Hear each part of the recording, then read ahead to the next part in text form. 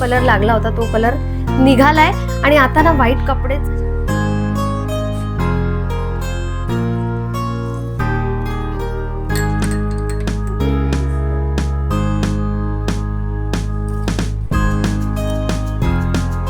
Climate किती बदललंय ना, आणि क्लायमेट बदललं, ऋतू बदलला की नकळत आपल्यामध्ये ना थोडासा बदल व्हायला लागतो. आता सुरुवातीला खरंच हा बदल इतका नकोसा वाटतो ना. आता बघा थंडी गेली आहे आणि इतकं ऊन पडायला लागलं, म्हणजे असं वाटतं की थंडीच बरी होती. उन्हाळा म्हणजे खरंच बाप रे असा शब्द निघतो. आता उन्हाळा आला की खरंच आपल्या लाईफस्टाईलमध्ये ना खूप मोठे छोटे असे बदल करावे लागतात, म्हणजे खाण्यापिण्यात, डेली रुटीनमध्ये आणि स्किन केअरमध्येही. आता हे सगळं मी हळूहळू तुमच्याशी शेअर करणारच आहे पुढे येणाऱ्या व्हिडिओमध्ये. पण खरं सांगू, ऋतू बदलला की सुरुवातीचे काही दिवस खूप कंटाळवाणे वाटतात, म्हणजे मूड ऑफ होणं, शरीर जड होणं, काहीतरी वेगळं फील होतं. आता हे माझ्यासोबतच होतं का की तुमच्यासोबतही असं होतं, नक्की मला कमेंट करून सांगा. आता उन्हाळा चालू झालाय, सगळ्यात आधी आठवण येते ती सनस्क्रीनची. तशी तर वर्षभरही लागतेच, पण उन्हाळ्यात जरा जास्त केअर घ्यावी लागते.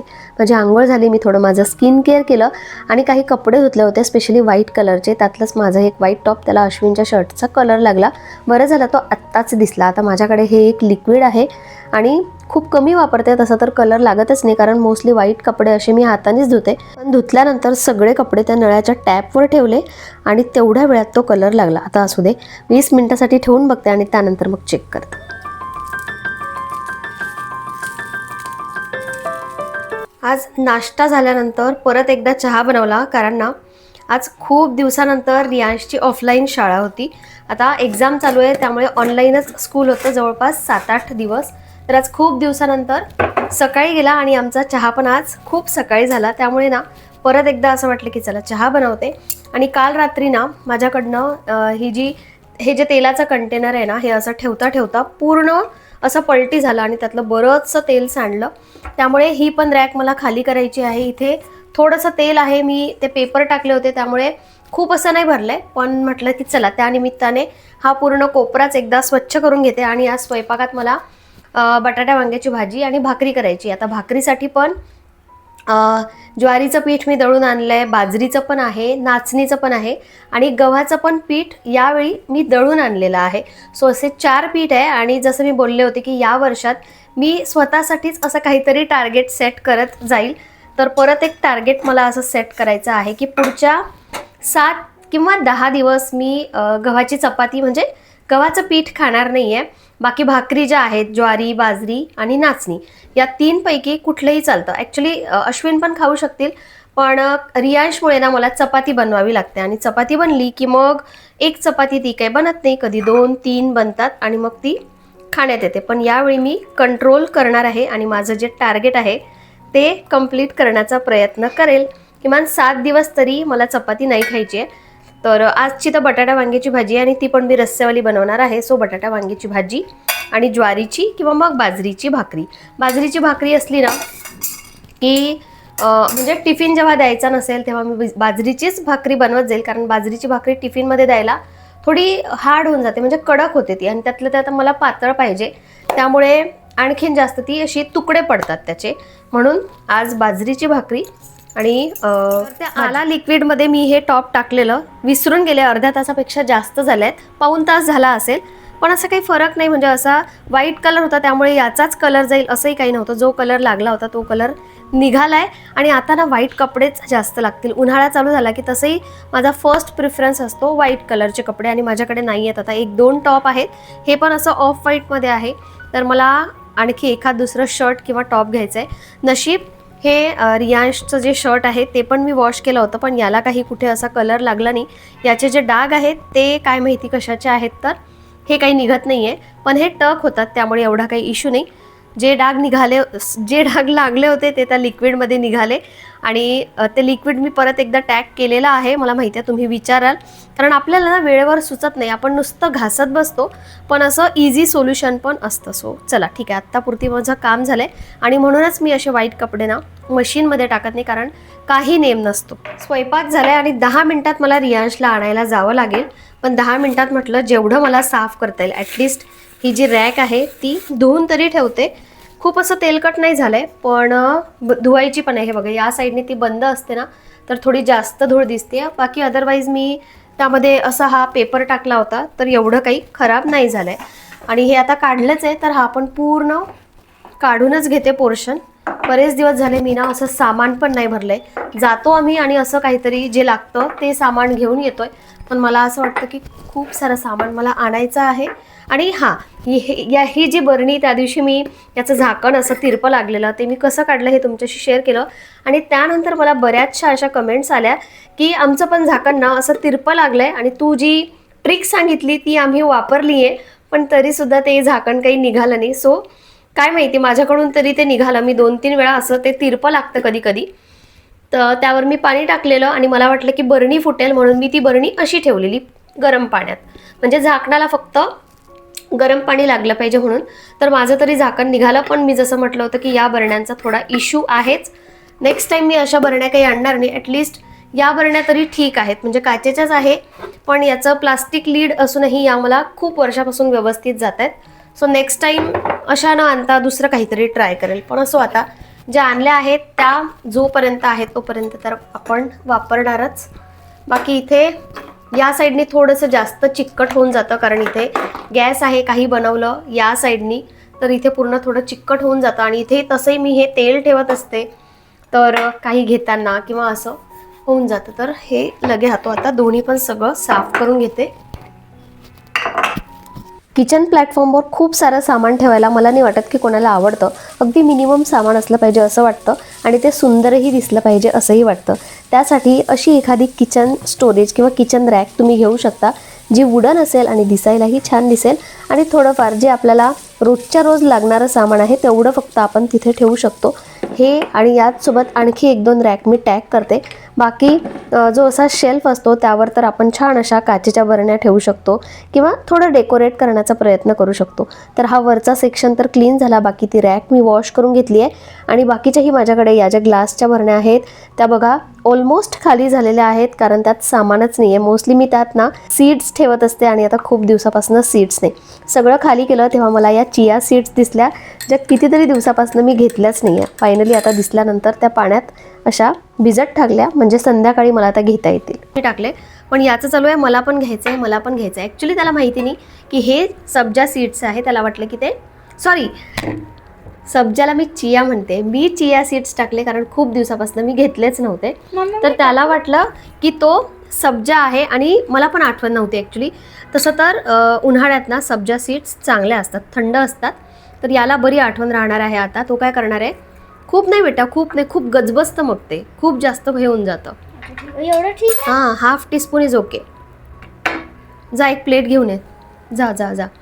तर हिवाळ्यात उन्हाळ्यात ना सब्जा सीड्स थंड असतात. चिया सीड्स आता थंड आहे गरम आहे ते मला माहिती नाही, ते मला सर्च करावं लागेल, पण याच्याबद्दल मला माहिती आहे की हे थंड असतं आणि हे 5 मिनिटात तयार होतं.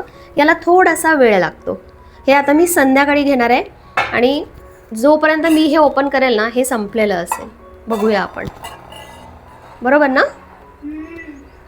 चला, आता रोजचं असं असणार आहे, बॉटलमध्ये भरून ठेवतो तो, आणि मग जेव्हा त्याला इच्छा होते तेव्हा घेत राहतो. पण चांगलं पण आहे सब्जा सीड्स उन्हाळ्यामध्ये. सगळा पसारा उचल पहिले तो. आज परत ड्रॉइंग काढणं चालू आहे. जसं काल तरी मी एका शॉर्ट व्हिडिओमध्ये शेअर केलेलं की ड्रॉइंग काढत होता. काय माहिती कुठून डोक्यात आलं आहे ड्रॉइंग काढायचं. एक्झामचे दिवस आहेत, पण सध्या ड्रॉइंगचं भूत डोक्यात आहे. झालं तयार? नाही, आत्ता होईल, ते होईल थोड्या वेळात.